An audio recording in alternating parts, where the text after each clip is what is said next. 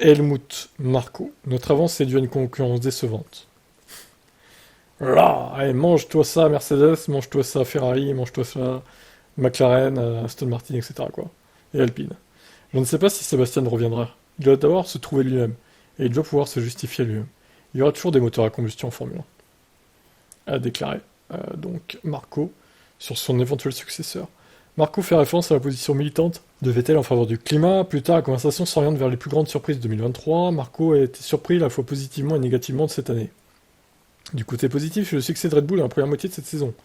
C'est trop facile en fait, pour Max. Côté négatif, je pense que Ferrari et Mercedes n'ont pas été à la hauteur. Elles ont plutôt reculé que progressé de 2022 à 2023.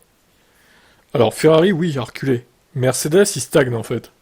Parce que l'année dernière aussi, ils étaient à 30 secondes de Red Bull, hein, Mercedes. Donc il n'y a pas beaucoup d'amélioration. Ni d'empirage du coup.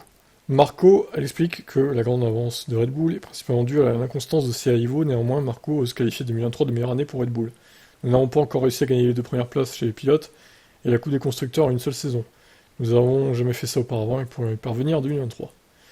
Bah ça, c'est à Perez de se bouger après. Bon, normalement, Perez devrait finir deuxième, hein, malgré qu'il fasse de la merde.